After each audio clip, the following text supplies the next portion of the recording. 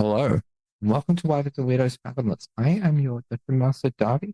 Joining me as always are Mitch playing Neros, Jake playing the Fishman, Joe playing Alton, Laura playing Janice, Zoe playing Loren, and Eddie playing Balut. Let's jump into it.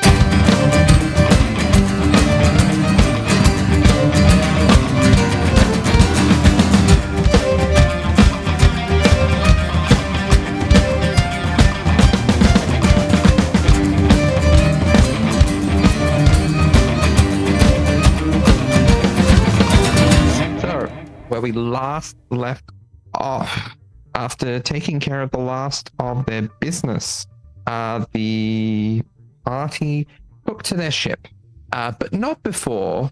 Nope, that all was a session prior. So we,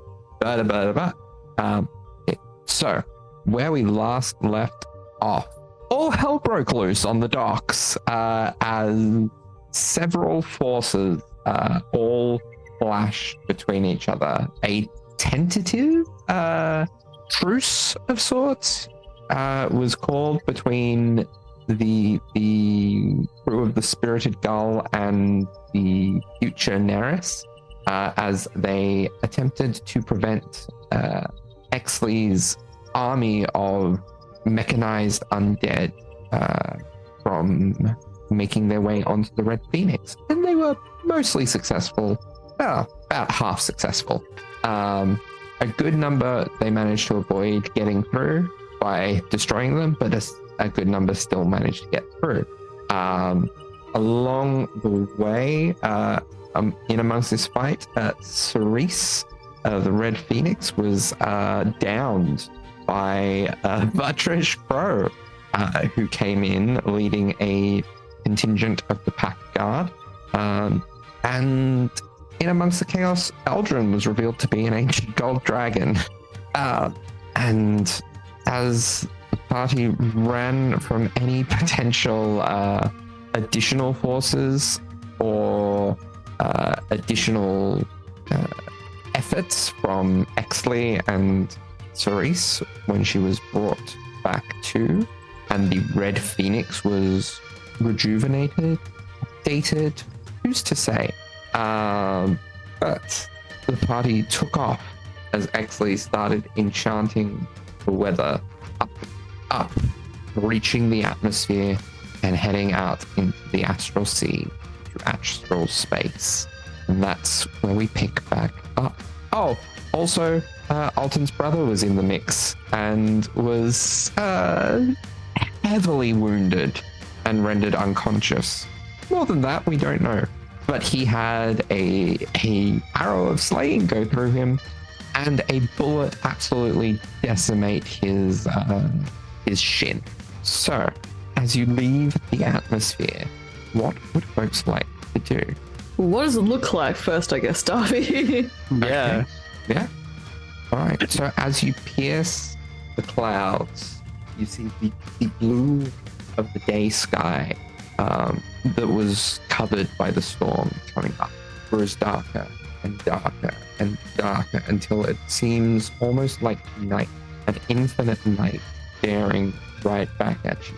Stars coming from every direction, not just around you or up, but looking down below the ship, you can see stars as well. Of course, you can see the airlore below you, but as you go further and further away, the airlore becomes smaller and smaller and smaller before it's barely distinguishable from any of the other reasonably close stars, other than by its blue ocean color in what ultimately seems like nothingness. Fishman, I believe you are the one attuned to the spell jamming helm? Yes, very much so.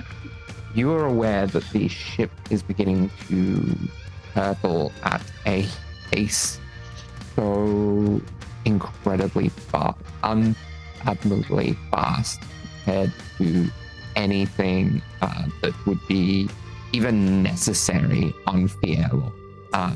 And yet, it feels like there's no risk of crashing this time. at this pace. What's the effects of those on board, though? If we're going so fast, do we not feel that, or...? You do not feel it. You are aware of it because of your unique position, but everyone else, it just feels like you were traveling at a comfortable pace. I mean... Sorry. It's all good. Go ahead. I was just going to ask, Darby, how far up are we, and how is the atmosphere starting to affect the open deck of the ship? So, part of the nature of a spelljammer and part of the enchantment is that it is able to not produce but maintain its own atmosphere. It can basically, without going into the finer details of it, because Gulut would not be aware of the finer details, and even Neris and Eldrin. Oh, this is me asking. Oh, yeah. This is me asking, not Gulut. Yeah, but even Neris and Eldrin, who have done like all the research on this, there's no telling how long the air around the ship will last. You're aware that you will probably, at least those with a decent knowledge of nature, that the air quality will probably begin to degrade a good while before it begins to become deadly. So it's not like it will sneak up on you at all. You don't know how long that will take. But yeah, it's as if you were just outside on a temperate day. This is incredible. Janus almost says to himself as he stands here on this deck in this almost sudden paralysis after this flurry of movement. And then he just turns to regard the rest of the crew wherever they may be. Even if, regards towards where the room is that Fishman's controlling this from. Looks to the others, he's, as many of the others would be, completely scuffed up. He's been in quite a fierce pit fight, basically, with a lot of creatures, but he just stops to just breathe for a moment. It looks so vast out here. Everything really is so much bigger than you'd ever first imagined. And he just looks contemplative. I will also note, those of you with a history on the seas, there's no wind or air resistance in the way that there would be if you were sailing over the seas. How off-putting is it, though? Is there an up or a down, or...? There is not really an up or down. There is direction, and you all have an okay sense of direction as far as which way is...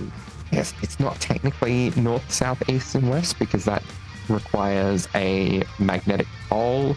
So off of a planet, not really relevant. But you are broadly aware of directionality. There is no real significant amount of up or down.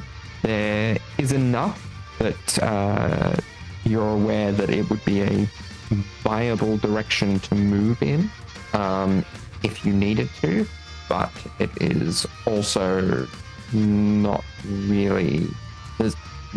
outside of being nearby other vessels or objects, there is no real point or even context to up or down.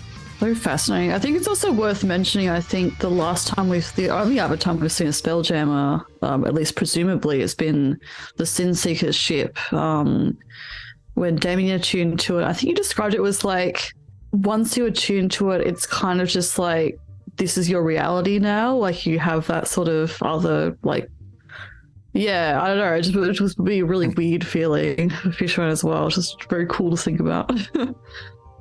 Well, yeah, and you also said I could conjure myself wherever I want within the ship. Yeah, essentially a illusory version of yourself with a tactile illusion. If this was a prior character of mine, this would be good prank time. But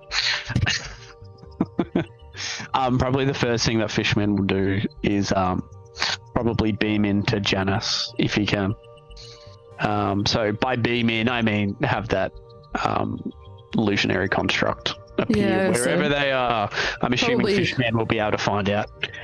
Yeah, Janice would be standing on the deck, I guess.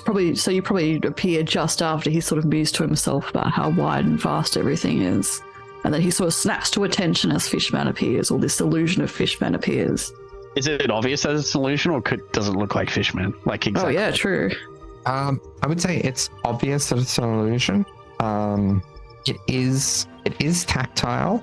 I would say, as far as combat is concerned, it doesn't really have your weapons or armor. It only really has 1 hit point. Just preemptively saying that. It's almost a high five gone wrong can kill his illusion. Potentially. It's almost like an Echo Knight's echo. As far as finding a mechanical equipment. So it is an obvious illusion, but it's not off-putting to interact with. Captain, is everyone on board? I should hope so. I think I caught count of everyone.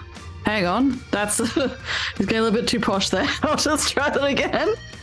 I should hope so. I think I caught hold of everyone. Is this normal? Is this working okay? It's working better than expected, to be honest. Not a single problem whatsoever that I can see. I suppose if we are to have a maiden voyage, we may as well do a quick one. We need to find out what we can do to stop this. Indeed. Do you know what was going on out there at 𝗖𝗔𝗦𝗧? The Red Phoenix, they seem to be summoning some kind of magic. I'm not well versed in it, but I suppose the rest, some as others are, I suppose. He looks across the deck to see if he can spot anyone. He is, of course, searching for Neros, but he just generally lets that hang there as he turns back to regard Fishman.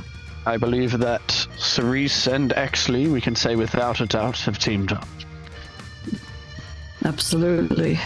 And that army of undead was what they meant by resupply, I believe. Yes. No, you're correct. I wish I knew what could have been done. It is strange considering the circumstances. His expression darkens slightly as he remembers the context of why we have been running to do this, but yeah, he just nods. Well, we shall have to improvise. I believe a debrief may be necessary, as I believe a lot has happened, and there's Absolutely. a lot we need to talk about.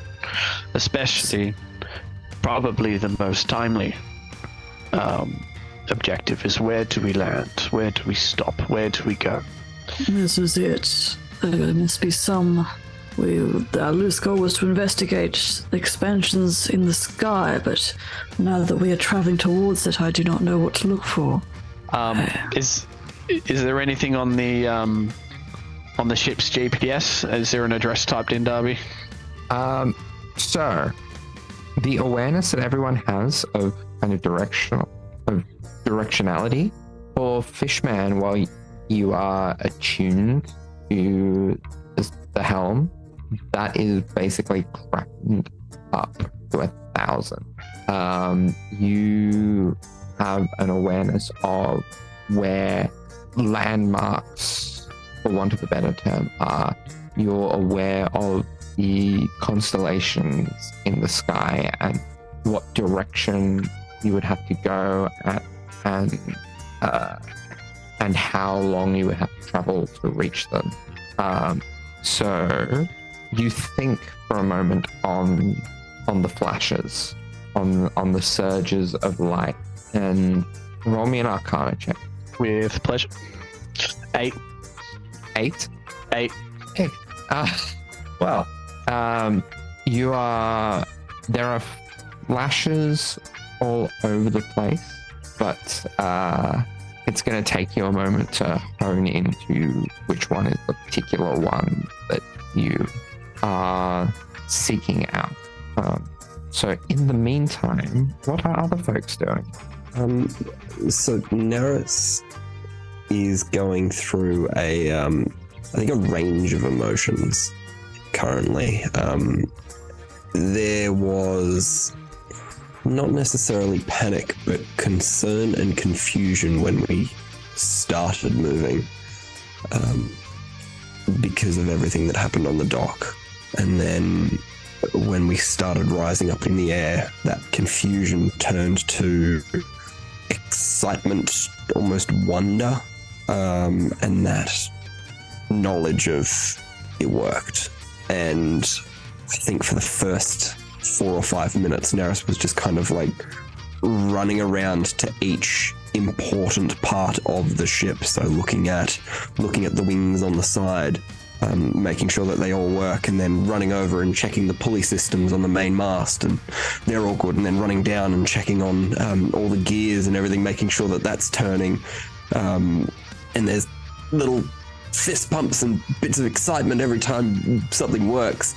And then he starts to actually run through this ship, and he comes careening down the hallway, and he stops dead in his tracks and goes, "Why is there a door broken?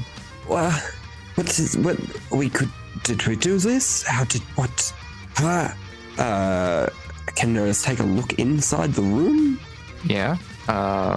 What would there be anything of note in 𝗖𝗔𝗦𝗧's quarters as it being off?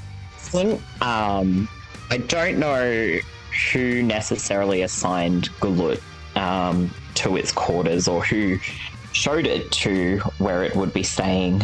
But even without any sort of check actually, I'll give you 2 things, and if you want to roll, I might give you a cheeky little third thing as well.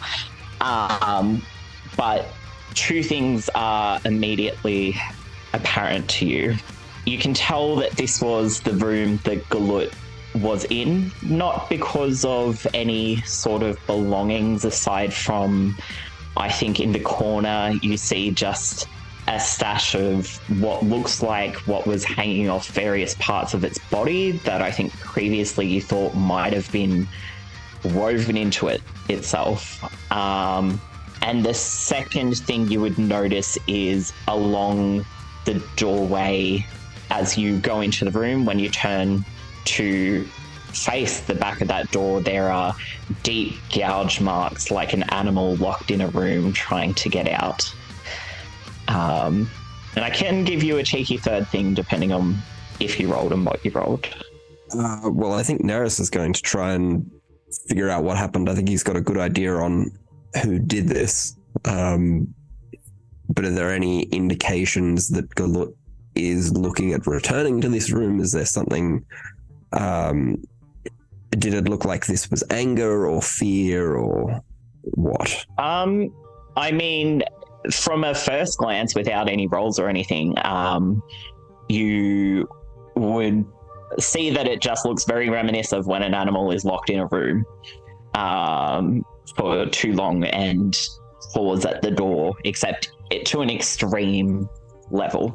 But if you can roll an insight, and if you want the little third extra thing, a perception, you don't have to have the little third extra thing, but if you would like it, take your chances. Insight is a dirty 20. Beautiful. Perception is a natural 1. Okay, beautiful. I think you look at the way in which the door frame has just been clawed at and smashed open, and you also look at the fact that this door doesn't have a lock. And I think you realize that whether it be of a moment thing or from a lack of understanding prior, 𝗖𝗦𝗧 did not know that it was free to open this door, that this door could be opened, that this door would not be locked. And with the 1 in perception, you think maybe that shit in the corner just fell off 𝗖𝗦𝗧 in its panic. Okay. In that case, Neris is going to look around the room, just silently nod to himself, and we'll turn and walk out then. And I guess he'll just continue to wander around the ship somewhat slightly more mellowed, I think, than he was before. Just making sure that everything is working as intended. Speaking of such, I'll have a little I'll talk over what Alton's been up to. So Alton has been trying to patch up Valen.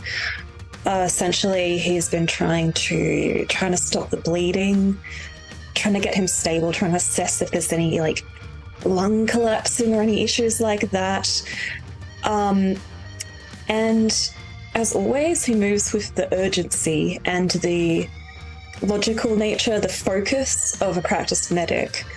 But despite he's had hundreds of years, he knows how to do triage, he knows the urgency that is required. But during this process, he did become distracted, being interrupted by 𝗖𝗔𝗦𝗧, all the sights and the sounds of the ship, everyone trying to make sure everyone is getting on, checking that they are safe. Just the completely bizarre nature of just flying off into the skies. So perhaps he hasn't worked to his best ability, or perhaps this is just how things happen. So Alton is currently, he's working to try to see if he can remove the arrow in like a sterile manner, a manner that's not going to harm Valen more, so that he can get him the magical healing that he desperately requires. And going to check his pulse during the procedure. How has Valen been going, Darby? Roll me a medicine. Ready? Okay. That's 24. Okay. So you're desperately trying to stabilize this wound, or these wounds, and there's an element of denial here. Like you're working towards something, and it's not until you go to feel the pulse that you finally have to admit to yourself that this body is now bereft. With your medical opinion, like it is clear that between the absolutely eviscerated shin and the arrow of slaying through the back and chest, that there was little to no chance of living through this trauma. Mm-hmm. And yeah, there is no life left in this body. Alton takes a pause, trying to take in this information, trying to be like, maybe he is wrong, before he finally like yanks the rest of the arrow out and just yells out, "Healer, we need magical healing here now." And then he's going to start trying to give Valen CPR. Because he's assessed the situation. No one else seems to be on death's door, so it's definitely worth trying. It's his duty as a medic. He will try to see if there's any chance left for this patient. Does anyone respond to the call for a magical healer? Sorry. Just quickly checking. I'd assume, like, we know Gullet can heal, but Gullet's Gullet. So I guess Janice would have to respond to that, yeah. Just, I'll edit this bit out, but yeah. Alright. This is going to be interesting. Also, could Fishman hear it as well? Yeah, Fishman can relate. He's yelling out, yeah. Yeah, alright. Can Fishman also kind of beam into Neris and say, "Get the fuck over to the bridge now, please"? But a lot nicer. So I'd be like, I'm not sure if anyone could hear that, but obviously Fishman can, with a big presence on the boat as well. Neris, you need to come to the bridge immediately. The helm. Runs away. And as soon as you get there, Fishman's going to high five you to give you that. I believe that's how we transfer attunement to the Spelljammer. Yes. That is a valid way. Yes. You It is can not only a high five. That is the only thing that we accept here. mechanically, procedurally, you are able to enforce whatever you want. Mechanically, it just needs to be. And then Janice would definitely get there before Fishman though, due to the delay. So Janice would hear that call out while he's already sort of like trying to just sort of adjust to everything that's happened, which almost hits him like a tidal wave. And before he has a moment to sort of catch his breath again, he hears Alton call that out, and he barrels over. So downstairs, I imagine, or something, because it's like a one. He like barrels over to the direction of that noise. He's only had hours to familiarize himself with the ship, but he knows it fairly well. And he throws the door open into where Alton has sort of fashioned himself. Here, what has happened? Captain, trying to keep this one alive as a captive or something, but, well, didn't do well enough at my job. Good God, what happened? Did he attack you? Are you... What do you need? We need some magical healing in him. While he's talking, he's still, like, doing the chest compressions. Need some magical healing in him. Potentially, he needs to have, everything in order in case this does work, so that he can stay alive. And Janice sort of, like, observes this for a couple of seconds with his golden eyebrows raised way up high. But he does not comment on anything, and he immediately sinks to his knees and claps his hands down. This bloodied, tortured-looking body, and he's going to cast Cure Wounds on him at 2nd level, which, as always, is this golden transference of light from his own eyes. So his eyes dim after this has happened. It's 10 points of healing for all that it's worth. And Alton would sort of again see like that light sort of dim from Janice's eyes, this warmth sort of transfer, like this radiance that he can almost feel being in proximity. And I imagine that light sort of like surges into this body, but I imagine there's no response. Yeah, so the light surges in and travels throughout, but the usual closing of wounds that you would usually see from a cure wounds spell does not occur. There is no regrowth of flesh to heal over.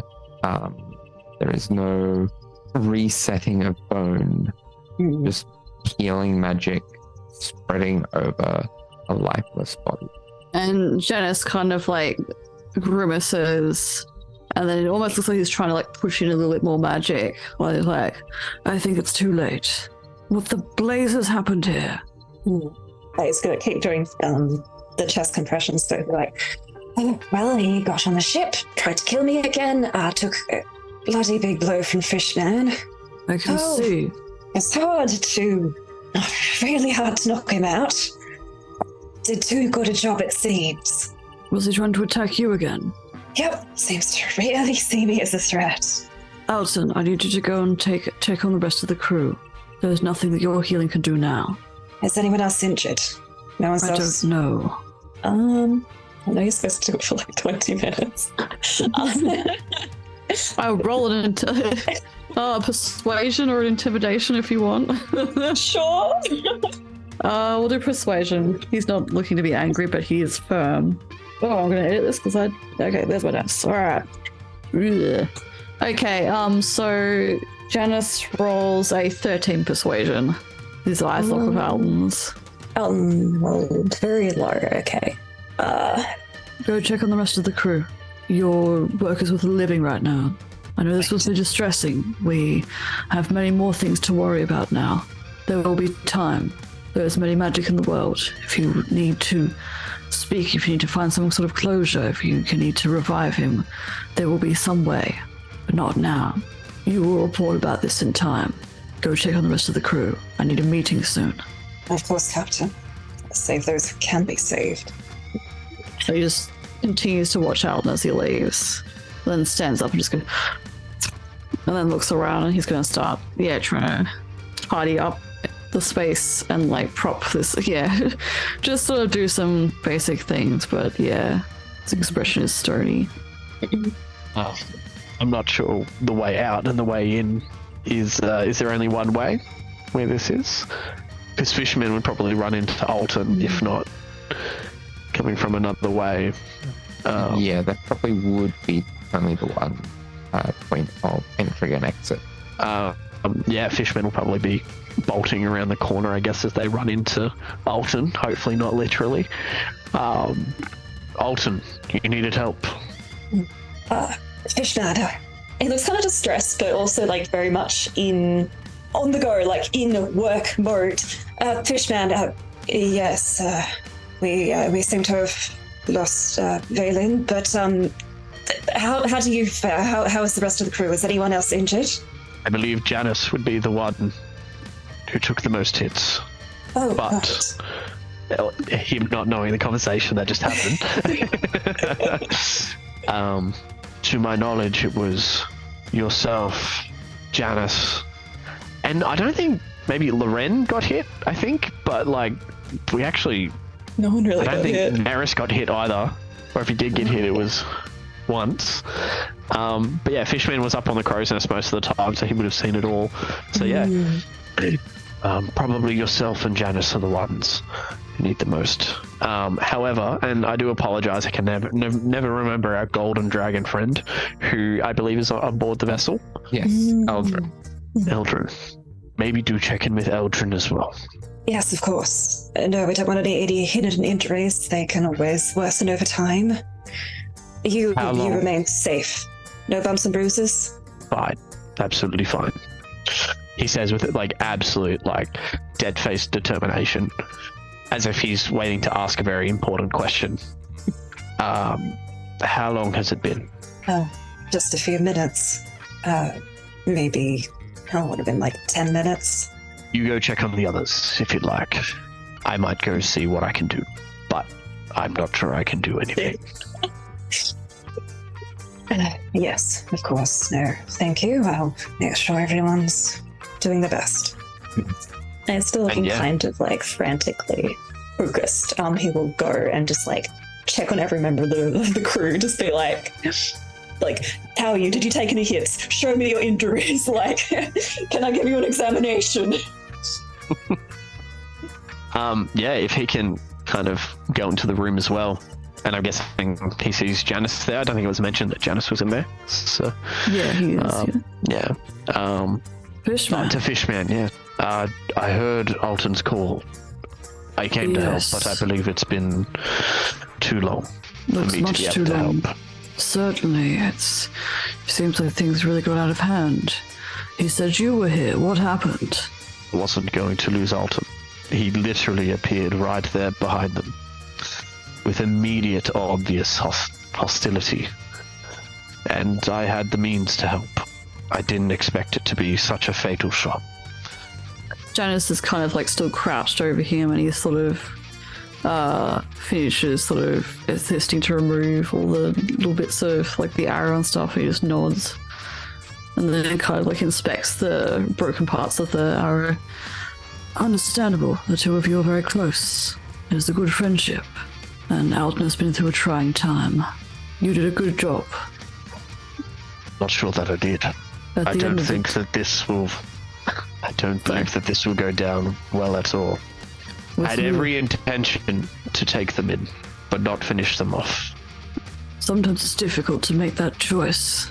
You acted in protection of a friend. Perhaps next time you'll have the chance to choose. It sounds like you didn't have the choice this time. You should probably keep an eye on Alton. I know obviously this brother seemed to be hell-bent on destroying him, but this is difficult for him regardless, I think. It doesn't seem like he's had a very good relationship with his family. And again, the two of you get along very well, so keep an eye out for him, alright? I've told him to go and check on the rest of the crew. Fishman trusts that the people that have looked after Valen would probably know if it was a simulacra or not, but he might just do a quick side glance to double check. This is definitely not a simulacra. This is not a simulacrum. This is definitely, definitely a once living humanoid body. Seems all good. No melting this time, it looks like. Must have been the real deal. I believe we should probably have this debrief sooner rather than later.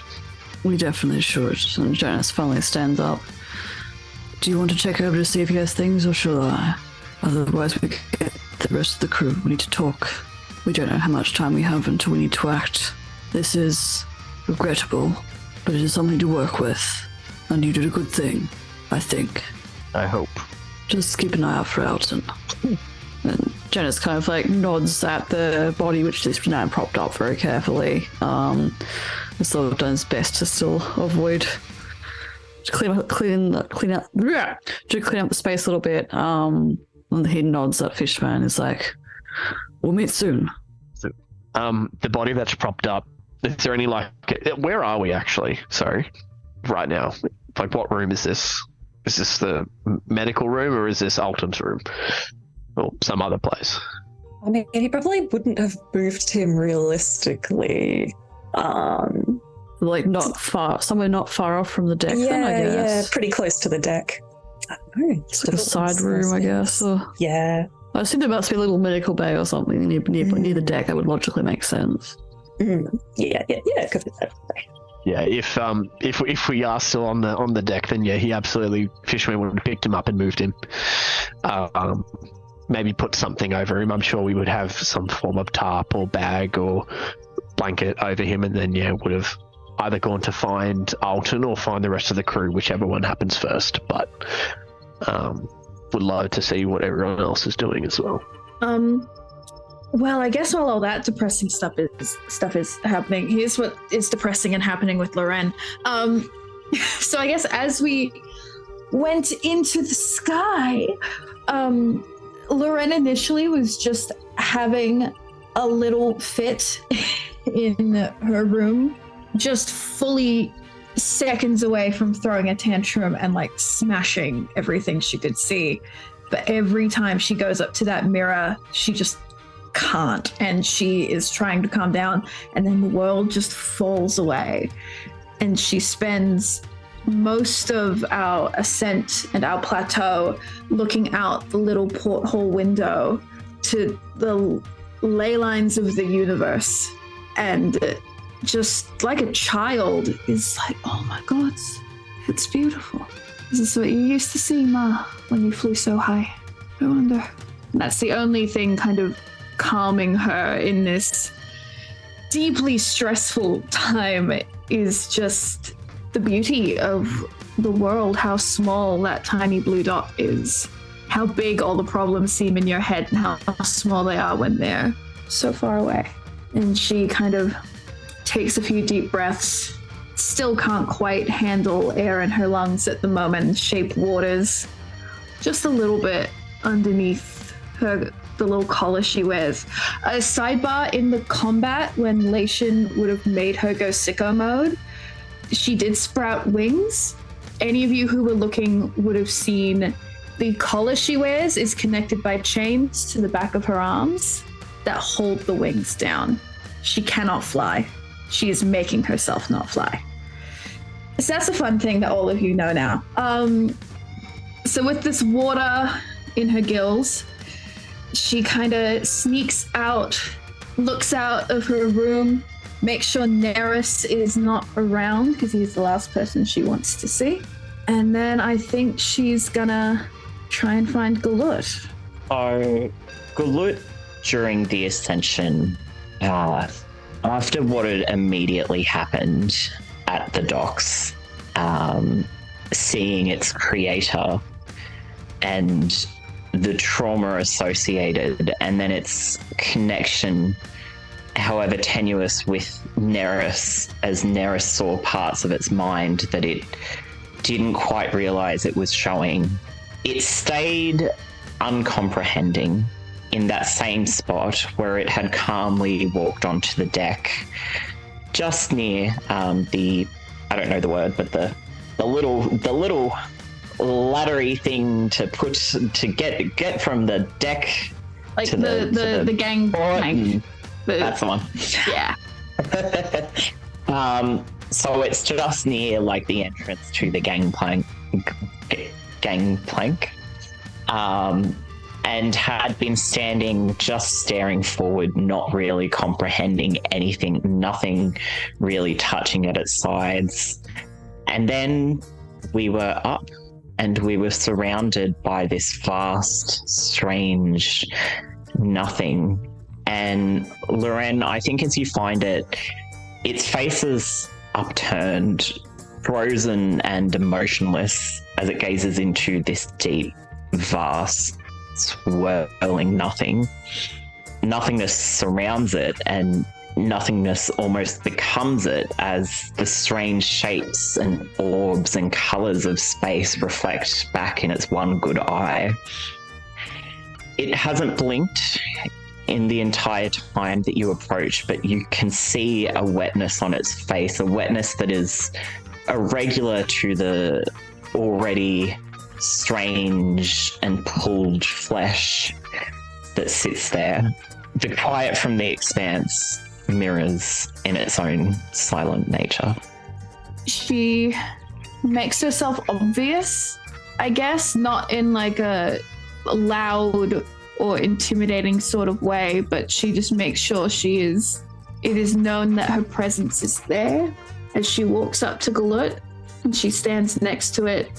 And if anyone were watching, they would maybe see her go to say something, to crack a joke, to do something stupid, to make light of the fucked up things that have happened.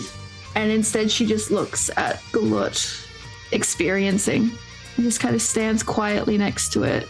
And after about a minute, it's beautiful, isn't it? It stays looking up at the sky for a moment, and then, without looking down, one of its claws just reaches forward, doesn't touch you, but just presents it to you. He reaches out, and I guess they're more like big paws in a way, so she just places her hand with Galut's for that physical touch. And then after a second, gently pulls her hand back, takes her glove off, and puts her hand back.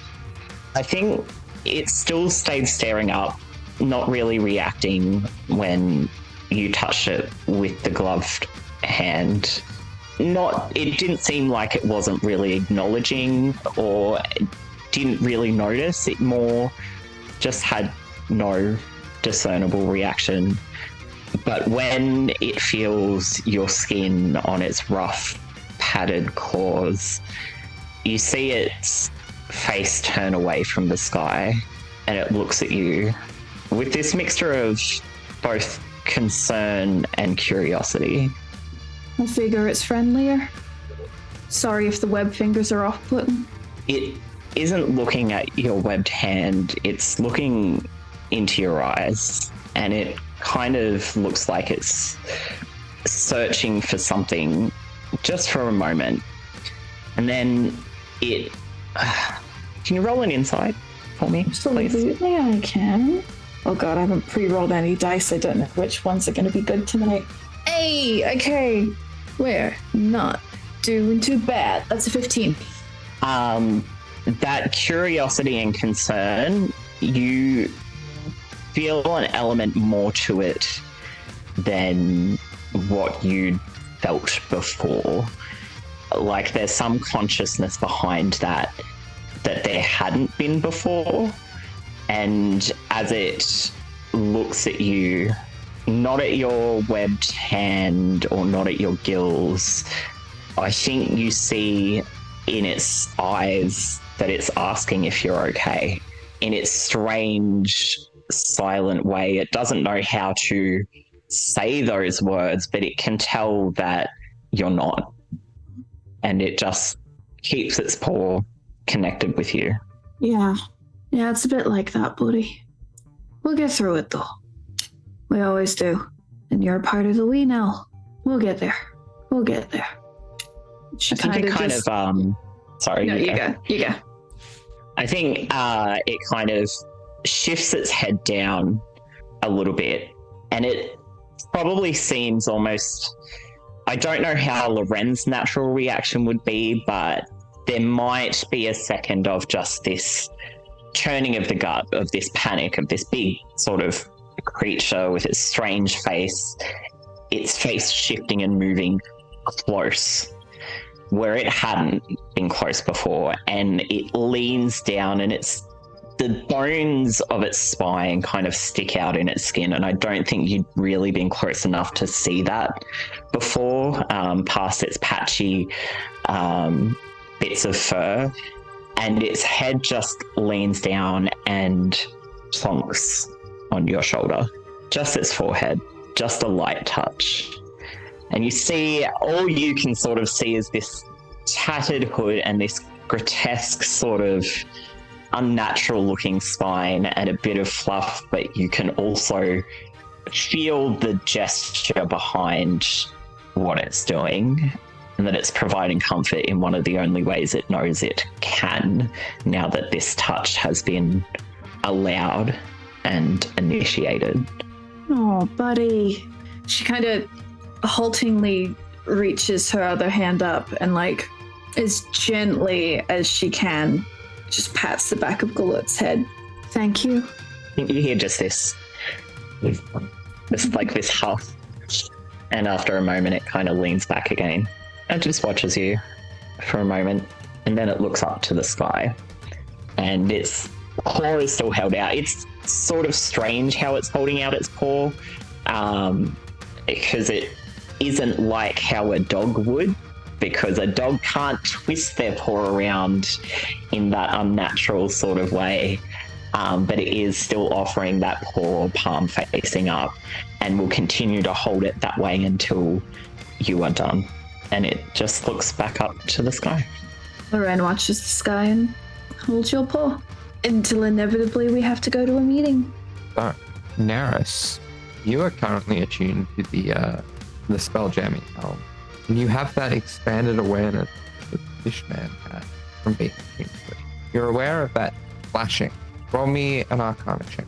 That's good. That is a 32. 32. Okay.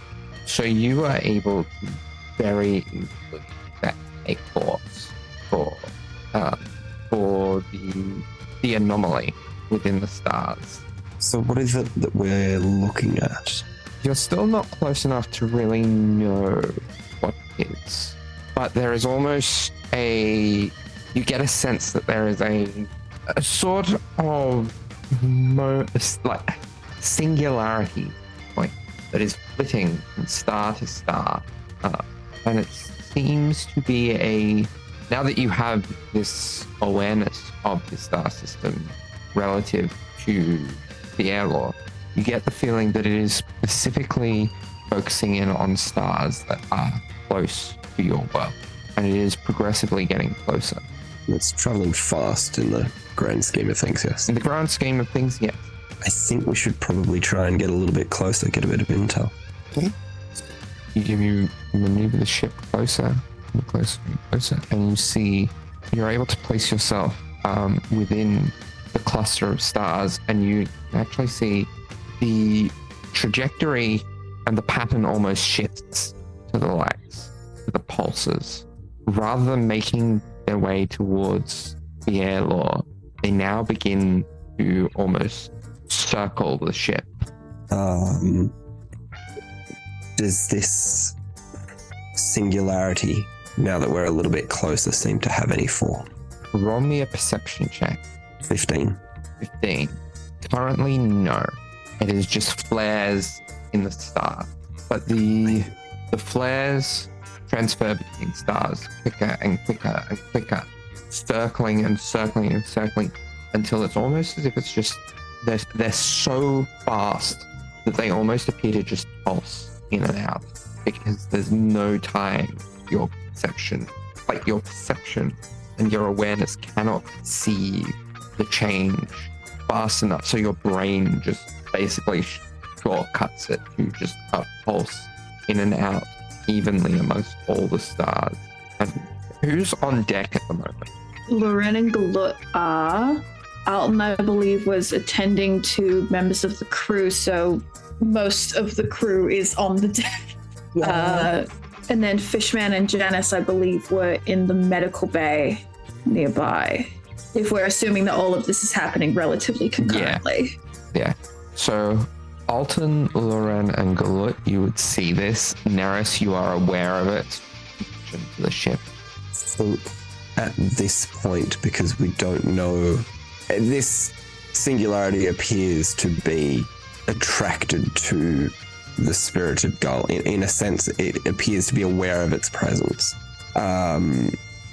I think at this point, Neris is going to conjure an image of himself in the rough approximation of where the captain is. Captain. Oh! I'm not going to get used to this. Nurse, yes. Hello, what is it? We have been identified. Please prepare yourself and the crew. And he will disappear. Merciful sharkness! Fishman! Change of plans! And he would turn around and thunder back outside onto the deck and then just kind of like scoot for a moment and be like, oh, everyone's nearly all outside here. Yeah. Real quick, would there have been maybe 10 minutes go past this Yes. direction time? Could Fishman have ritually cast detect magic? Just to triple check that there's nothing funny going on with Valen. There's nothing funny going on with Valen. It is a dead body. Yeah, that's it. But yeah, probably after hearing that, he'll run out onto deck. Okay. So you all see it.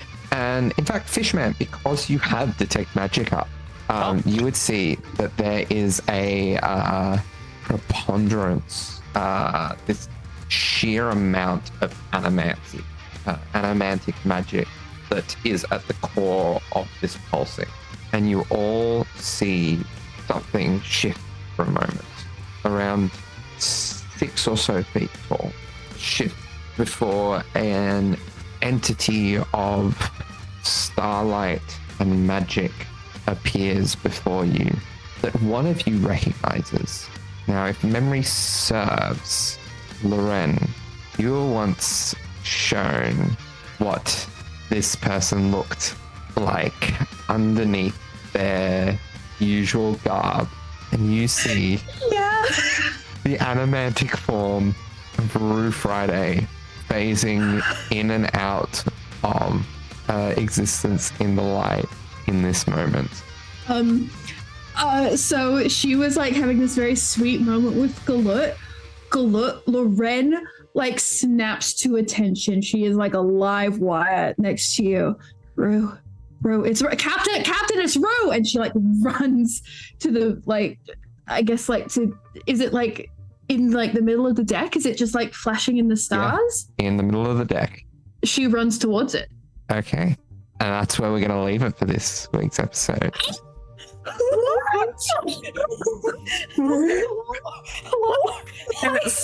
I have a lot of questions. Yeah. Huh.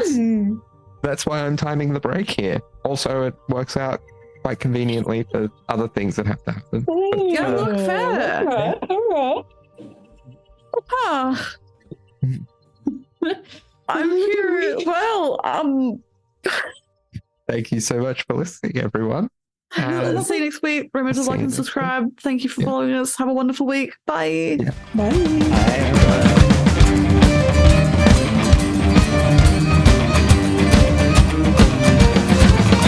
Oh no! Okay. Why is that an oh no, Mitch? What's It's it? a good thing. Mitch, It's you a like to good share with thing. the Why are you class, saying Mitch? oh no? What are you up to? Mitch, what's happening? Immediately We're just going to sus kick on Neris's Mitch. ass, clearly. Yeah. Oh. I don't, just for clarity, I don't know what this means. So I'm concerned. I was messaging Laura because like recently she was like, you know, we all know Rue's in the fucking like star soup, and there's been all this stuff about like, you know, the stars flashing. I'm like, wouldn't it be funny if that was, you know, Rue? And then I just messaged Laura like when the lights are getting brighter, like, haha, bet it's Rue. And then you're like, what, have you recognized this person? I'm like, oh, it can't be Rue. We all recognize Rue. And then it's like, no, only you know their true face. So I'm like, Only you have seen Rue naked.